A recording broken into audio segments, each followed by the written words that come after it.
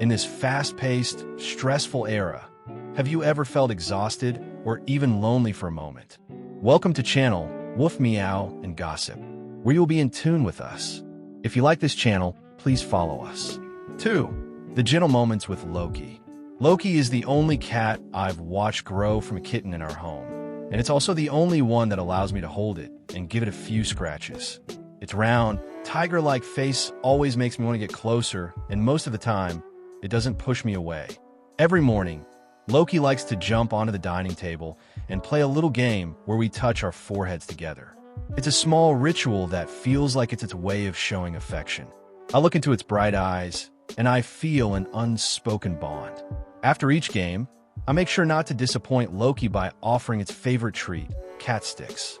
The moment it sees them, Loki's eyes light up, and it lets out a small, joyful sound. The sound is soft, but it fills me with a deep sense of its happiness, like my little gesture can make it so content. It's a simple joy, but it warms my heart. Recently, the weather has been getting colder, and at night, the temperature sometimes even drops to near freezing. Every time I wait for Loki to come back inside, there are moments when it lingers outside a little longer than I'd like, and I can't help but feel worried.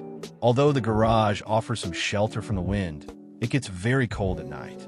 I decided to make it a warm little spot so it could stay comfortable outside. I came across a video yesterday showing how to turn an unused down jacket into a cat bed, and I immediately got excited. I grabbed a brown down jacket, paired it with a box that was just the right size, and clumsily made a simple little bed for Loki. Looking at it, I was actually pretty satisfied. But since the outer layer of the jacket is made of waterproof fabric, which could be a bit chilly, I added a small fleece blanket at the bottom for extra warmth. After finishing, I carefully placed the little cat bed on a table in the garage. Now, even if Loki stays out a little too late, at least it has a warm spot to sleep in. I hoped that when it came back late, there would be a safe, warm place for it, and it would make me feel more at ease while I slept. I do sometimes regret having Loki neutered.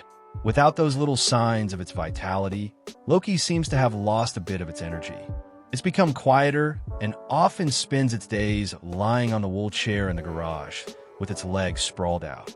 Sometimes it stretches out so completely, it seems as though its body has no support. A few times I've seen it like this and gotten so worried I thought something might have happened.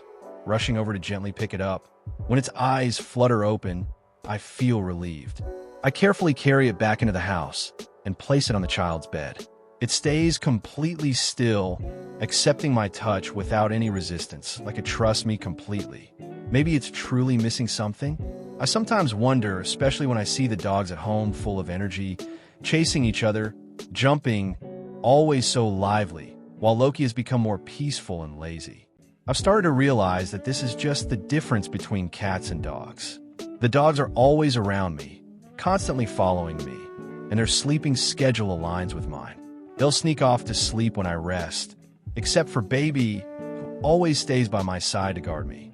The other two dogs find their own places to sleep, but Loki is different. A cat's world seems to belong entirely to itself, untouched by anyone else. During the day, little white collar always lazily sleeps on Mr. Shaw's bed, while Loki enjoys its freedom, sometimes lounging on top of the refrigerator, sometimes sneaking into the kids' room, or when outside, relaxing on the sheepskin chair in the garage. This evening, I went back to the garage and found Loki lying peacefully on the chair. I couldn't resist picking it up, wanted to take it to try the new little bed I made. I wanted Loki to experience the warmth and know that it had a safe place to rest. However, as soon as I placed it in the bed, I realized I had misjudged its size.